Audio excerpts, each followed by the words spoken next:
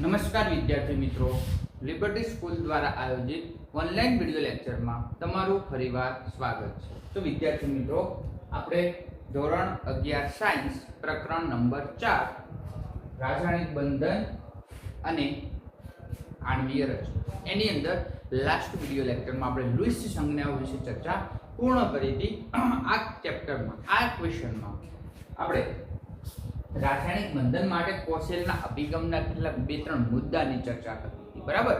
એ પૂરું થાય એટલે આપણે થોડી લુઈસ ડોટ સિમ્બોલ વિશે ચર્ચા કરશું। મેં તમને કીધું આખું ચેપ્ટર 4 વિભાગમાં વર્ગીકૃત કરવાનું હતું। પહેલો તો કોશેલ-લુઈસ સિદ્ધાંત, VSEP વેલેન્શિયલ ઇલેક્ટ્રોન પેર રિપલ્શન સિદ્ધાંત, પરમાણુય બંધનવાદ, આણ્વીય કક્ષકવાદ, બરાબર। 4 ભણો એટલે પૂરું। તો આપણે રાસાયણિક બંધન માટે કોશેલ અભિગમના મુદ્દા, જે કોશેલનો નિયમ કાલે જોયો તો એના અભિગમના મુદ્દા। તો આગળ ચર્ચા કરીએ કે આવર્ત કોષ્ટકમાં પ્રબળ વિદ્યુત વિભાજ્ય અથવા પ્રબળ વિદ્યુત ઋણમય કયા તત્વો આવે? હેલોજન અને પ્રબળ વિદ્યુત ધનમય આલ્કલી તત્વો એ ઉમદા વાયુથી અલગ પડે છે। એ તો આપણે જાણીએ છીએ। તો પહેલા કોશેલ નામના વૈજ્ઞાનિક આપણને શું કીધું? આવર્ત કોષ્ટકમાં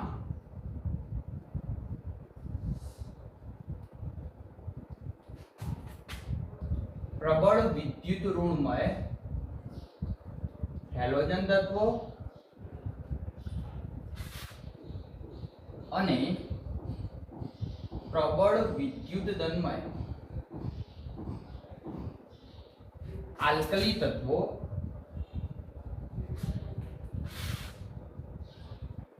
એ ઉમદા વાયુથી અલગ પડે છે, બરાબર। ધ્યાન આપજો। આવર્ત કોષ્ટકમાં પ્રબળ વિદ્યુત ઋણમય જેની પાસે ઇલેક્ટ્રોનની સંખ્યા વધારે છે એવા બધા હેલોજન તત્વો અને પ્રબળ વિદ્યુત ધનમય જેની પાસે પોઝિટિવ ચાર્જ વધારે છે એવા આલ્કલી તત્વો એ ઉમદા વાયુથી અલગ પડે છે, બરાબર। ઓકે, તો બધા જ હેલોજન તત્વો, બરાબર, હેલોજન એટલે X શું કરશે? એક ઇલેક્ટ્રોનને સ્વીકારશે। હેલોજન એટલે હું એવું ચર્ચા કરું છું કે હિલિયમ અથવા હેલોજન તત્વની આપણે ચર્ચા કરીએ, દાખલા તરીકે એક્ઝામ્પલ તરીકે લઈ લઈએ ફ્લોરિન, બરાબર। એ ફ્લોરિન એક ઇલેક્ટ્રોન સ્વીકારશે એટલે માઈનસ બનશે, અને માઈનસ બનશે એટલે એની ઇલેક્ટ્રોન રચના કોના જેવી થશે? નિયોન જેવી, કારણ કે એક ઇલેક્ટ્રોન ઉમેરાશે અને નિયોન શું છે? ઉમદા વાયુ। તો બધા જ હેલોજન તત્વો એક ઇલેક્ટ્રોન સ્વીકારીને ઉમદા વાયુ જેવી ઇલેક્ટ્રોન રચના પ્રાપ્ત કરે છે। બધા જ હેલોજન તત્વો એક ઇલેક્ટ્રોન સ્વીકારીને ઉમદા વાયુ જેવી ઇલેક્ટ્રોન રચના પ્રાપ્ત કરે છે, બરાબર। તો બધા જ હેલોજન તત્વો, અથવા તમે એવું પણ થોડું એનાથી રિવર્સ બોલો કે બધા જ આલ્કલી તત્વો, બધા જ આલ્કલી તત્વો એક ઇલેક્ટ્રોન, બરાબર છે, એક ઇલેક્ટ્રોન ગુમાવીને શું બને છે? ધન વીજભારિત બને છે, બરાબર। ઓકે, બધા જ હેલોજન તત્વો એક ઇલેક્ટ્રોન સ્વીકારીને ઉમદા વાયુ જેવી ઇલેક્ટ્રોન રચના પ્રાપ્ત કરે છે, બરાબર છે। અથવા બધા જ આલ્કલી તત્વો એક ઇલેક્ટ્રોન ગુમાવીને ધન વીજભારિત બને છે। કેવો વીજભારિત બને છે? ધન વીજભારિત, એની જોડે પોઝિટિવ ચાર્જ વધારે છે, બરાબર। તો આ રીતે બનતા ધન આયન અને ઋણ આયન એકબીજા સાથે પ્રબળ આકર્ષણથી શું હશે? જોડાયેલા હશે અને નિષ્ક્રિય વાયુ જેવી ઇલેક્ટ્રોન રચના પ્રાપ્ત કરશે। આવી રીતે બનતા ધન આયન અને ઋણ આયન એકબીજા સાથે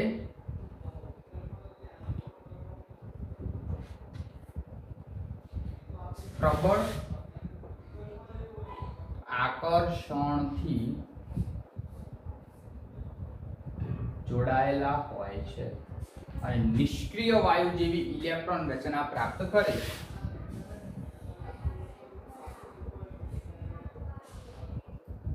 વાયુ જેવી ઇલેક્ટ્રોન રચના પ્રાપ્ત કરે। બરાબર।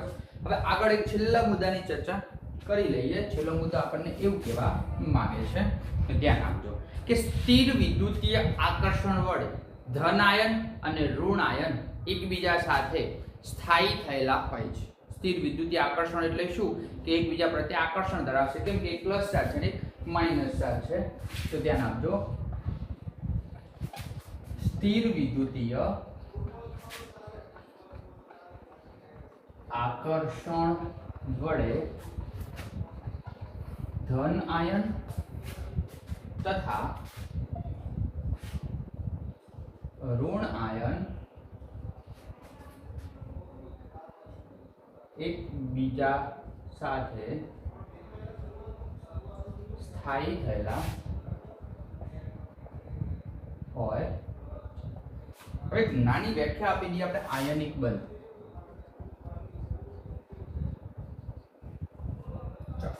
શું વ્યાખ્યા આપશું? ધ્યાન આપજો કે ઓછી અથવા ઓછી આયનીકરણ એન્થાલ્પી ધરાવતા ઇલેક્ટ્રોન એ વધુ વિદ્યુત ઋણતા ધરાવતા પરમાણુ સાથે એકબીજા સાથે બંધથી જોડાય છે। બરાબર।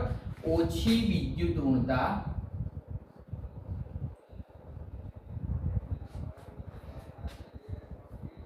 અથવા જેની આયનીકરણ એન્થાલ્પી ઓછી છે, જેની આયનીકરણ એન્થાલ્પી ઓછી છે। બરાબર।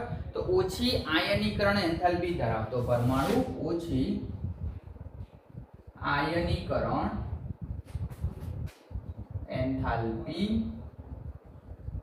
ધરાવતો પરમાણુ એ વધુ વિદ્યુત ઋણતા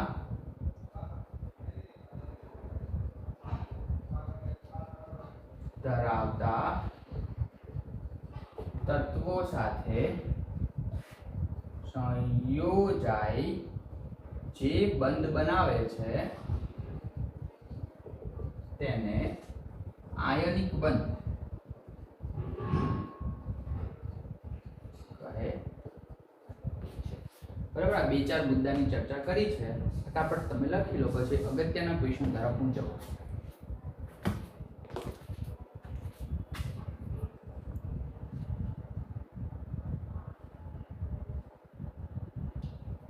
ક્લિયર? તો લખી રહ્યા છો। હવે આગળ જઈએ।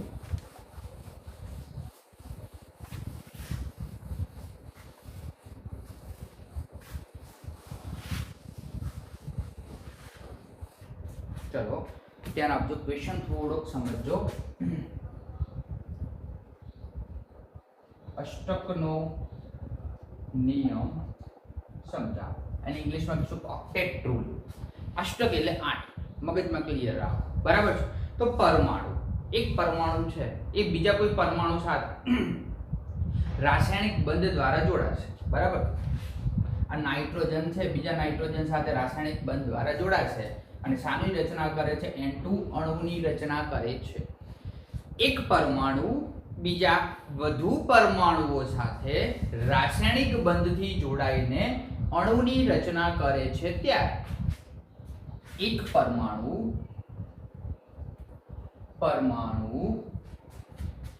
બે કે તેથી અથવા એક પરમાણુ અન્ય પરમાણુ સાથે રાસાયણિક બંધથી જોડાઈને શું બનાવશે? અણુ બનાવે છે ત્યારે બંને પરમાણુ એકબીજા સાથે ઇલેક્ટ્રોનની ભાગીદારી કરશે।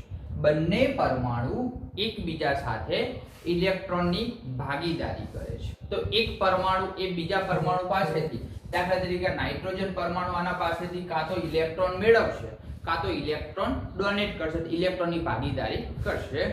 એક પરમાણુ બીજા પરમાણુ પાસેથી કાં તો ઇલેક્ટ્રોન મેળવશે કાં તો ઇલેક્ટ્રોન ગુમાવીને ભાગીદારીથી જોડાઈને અષ્ટક રચના પૂર્ણ કરે છે, બનાવે છે ત્યારે એક પરમાણુનો ઇલેક્ટ્રોન, એક પરમાણુ એ બીજા પરમાણુ પાસેથી ઇલેક્ટ્રોન મેળવીને અથવા ઇલેક્ટ્રોન આપીને સ્થાયી અષ્ટક રચના શું કરે છે? પૂર્ણ કરે છે. એટલે એની આજુબાજુ 8 ઇલેક્ટ્રોન ગોઠવાયેલા હોય છે, જેને આપણે અષ્ટકનો નિયમ કહીશું. તો અષ્ટકની રચના પૂર્ણ કરે છે, જેને અષ્ટક નિયમ કહે છે.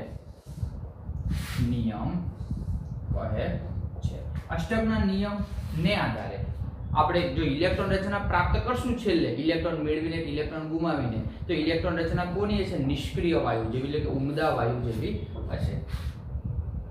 અષ્ટકના અંતે મળતા તત્વની ઇલેક્ટ્રોન રચના એ ઉમદા વાયુ જેવી હશે. કોના જેવી હશે? ઉમદા વાયુ જેવી હશે. તો ભાગીદારી કરી અને શું કરશે? ઉમદા વાયુ જેવી ઇલેક્ટ્રોન રચના પ્રાપ્ત કરશે. બરાબર? ઓકે, આગળ ચર્ચા કરીએ કે અષ્ટકનો નિયમ આપણને લાગુ ક્યારે પડશે. તો કાર્બનિક સંયોજનની આપણે રચના, દાખલા તરીકે કોઈ કાર્બનિક સંયોજન લઈએ, એ કાર્બનિક સંયોજનની રચના સમજાવી હોય તો અષ્ટકનો નિયમ અગત્યનો છે. બરાબર? અને બીજું કે સંયોજન હોય, કોઈ પણ સંયોજન, એ સંયોજનનું સ્થાયિત્વતા સમજાવવું, તો કેટલું સ્થાયી છે, તો પણ આ રચના ઇમ્પોર્ટન્ટ છે. તો આપણે એનું મહત્વ લખીએ. પહેલું મહત્વ શું અષ્ટકના નિયમનું? કે કોઈ પણ કાર્બનિક સંયોજનની રચના સમજાવી શકે છે. કોઈ પણ કાર્બનિક સંયોજનોની રચના સમજાવી શકે છે. અને બીજું મહત્વ કે કોઈ પણ સંયોજન હોય, કોઈ પણ સંયોજનોનું સ્થાયિત્વતા સમજાવી શકે છે. ક્લિયર છે? તો અષ્ટકનો નિયમ અહીંયા થાય છે. બરાબર? હવે આપણે જે ક્વેશ્ચન જોવાનો છે, બહુ જ મસ્ત ઇમ્પોર્ટન્ટ છે. એની પહેલા આટલું લખી દેવાનું, બોર્ડ આખું સાફ કરીને પછી મારે આખા બોર્ડની જરૂર પડશે. આખા બોર્ડમાં આપણે સમજીએ. ક્લિયર?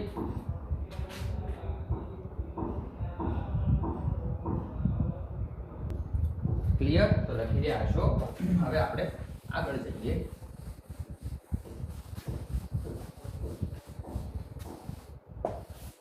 ચાલો ધ્યાન આપજો. ક્વેશ્ચન છે બહુ મસ્ત અગત્યનો. હવે આપણું કેમિસ્ટ્રી મેઇન હવે ચાલુ થાય છે. બરાબર? સહસંયોજક બંધ સમજાવો.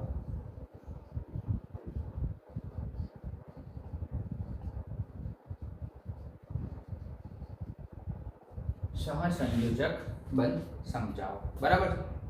તો વ્યાખ્યા: બે કે તેથી વધુ પરમાણુ.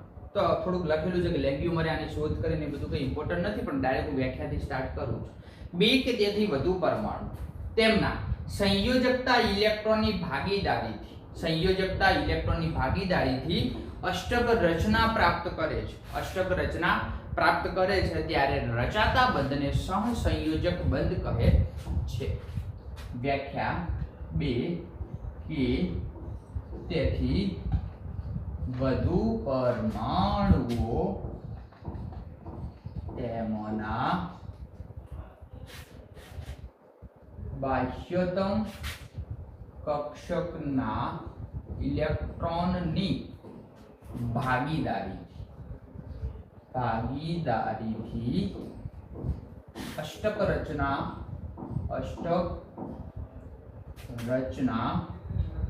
પ્રાપ્ત કરીને જે બંધ બનાવે છે તે બંધને સહસંયોજક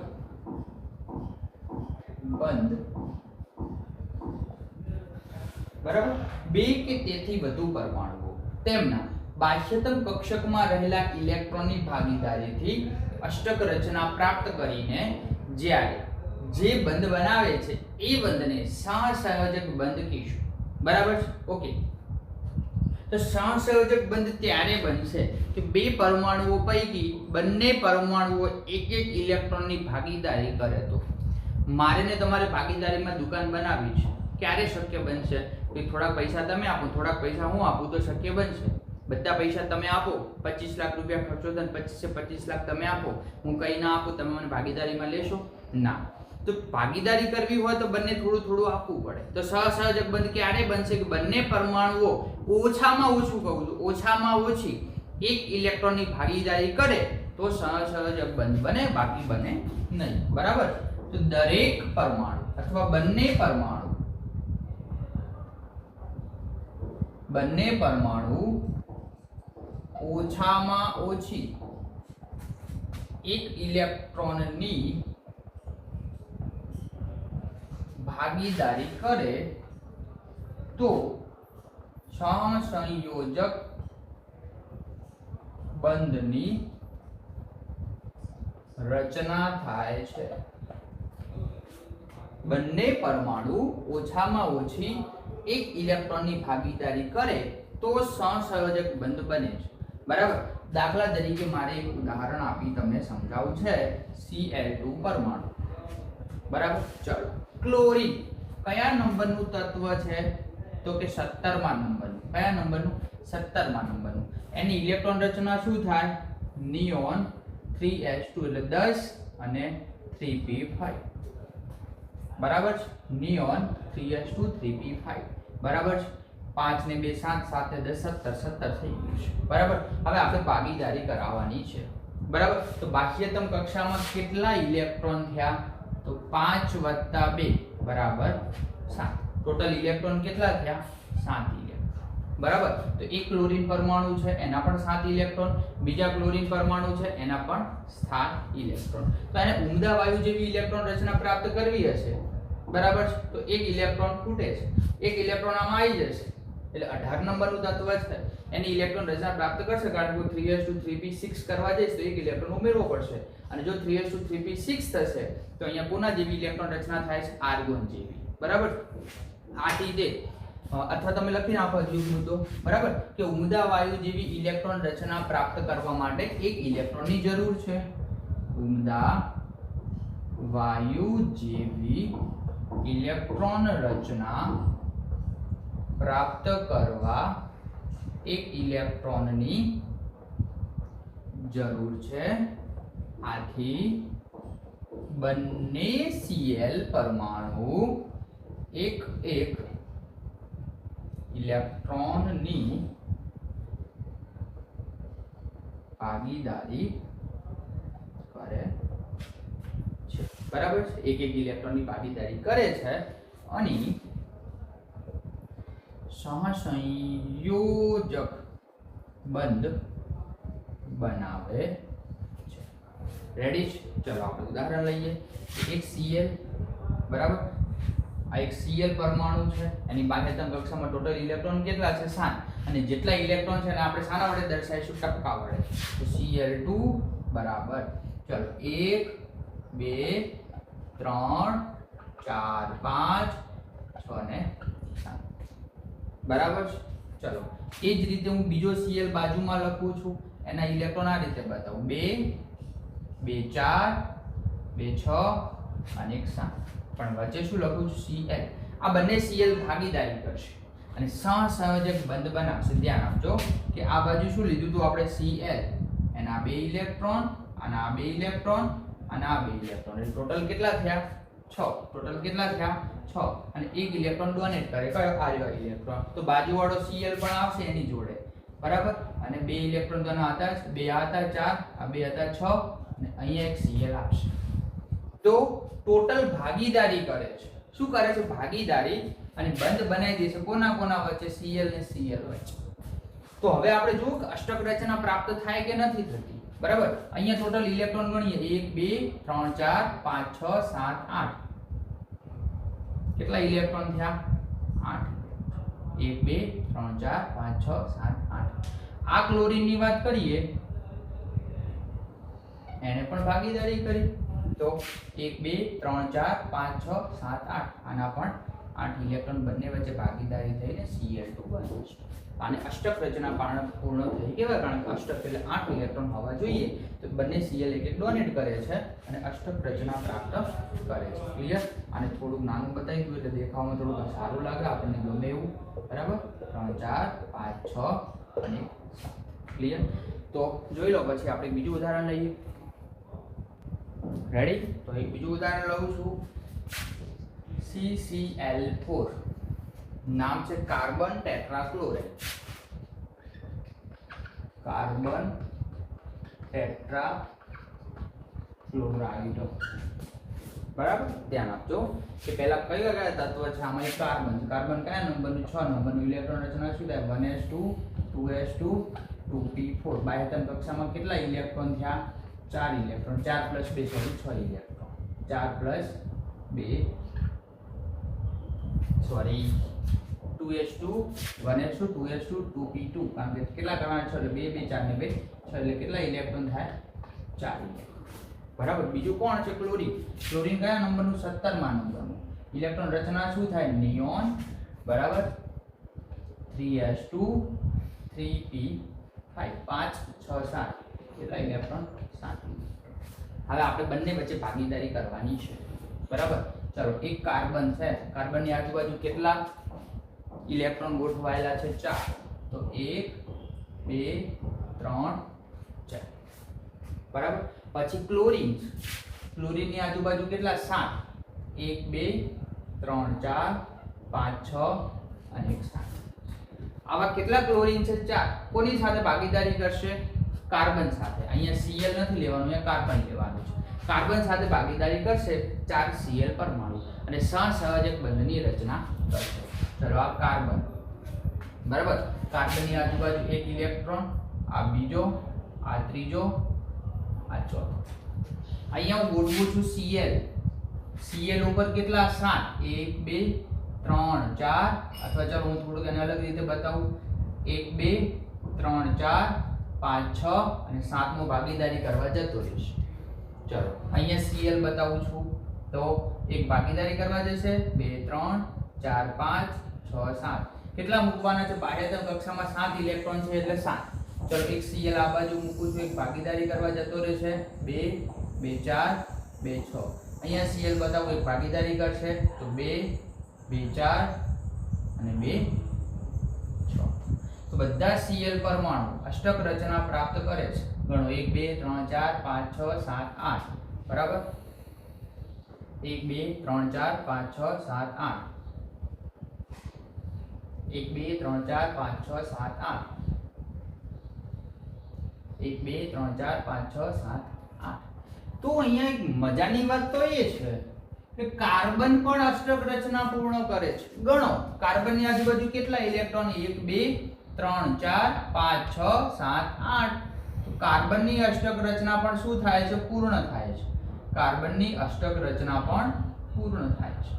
બંનેની અષ્ટક રચના પૂર્ણ થાય છે. તો આપણે આ ચાલો મોલેક્યુલ લખ્યો C Cl Cl Cl Cl CCl4. બરાબર છે? તો આપણે આ રીતે સમજી શકીએ છીએ. ક્લિયર છે? હવે આપણે એક બીજું ઉદાહરણ લેવાનું છે CO2. શાનું ઉદાહરણ લેવાનું છે? CO2. ક્લિયર? તો ધ્યાન આપજો. ચલો, C કયા નંબરનું? 6થા નંબરનું. ઇલેક્ટ્રોન રચના શું થાય? 1s2 2s2 2p2. બાહ્યતમ કક્ષામાં એટલે બહારની કક્ષા 2 છે, 2s ને 2p. Total electron 4. અને ઓક્સિજન કયા નંબરનું છે? Oxygen 8 number. ઇલેક્ટ્રોન રચના 1s2 2s2 2p4. 4 ને 4 8. બાહ્યતમ કક્ષામાં કેટલા ઇલેક્ટ્રોન? 6 ઇલેક્ટ્રોન. બરાબર? તો આ CO2 ની રચના શું થાય? C double bond O double bond. ચલો, વચ્ચે શું મૂકી દઉં છું? કાર્બન. કાર્બનની આજુબાજુ કેટલા ઇલેક્ટ્રોન? 4. 1 2 3 4. આ બાજુ શું આવશે? ઓક્સિજન. ઓક્સિજનની આજુબાજુ કેટલા ઇલેક્ટ્રોન ગોઠવવાના છે? 6 ઇલેક્ટ્રોન. કેટલા ઇલેક્ટ્રોન ગોઠવવાના છે? 6 ઇલેક્ટ્રોન. બરાબર? 1 2 3 4 5 અને 6. બરાબર છે? તો હવે શું થશે કે આ છઠ્ઠો ઇલેક્ટ્રોન છે એ ભાગીદારી કરવા જતો રહેશે આની સાથે. બરાબર? બાજુમાં પણ હું ઓક્સિજન બતાવી દઉં છું. 1 2 3 4 5 અને 6.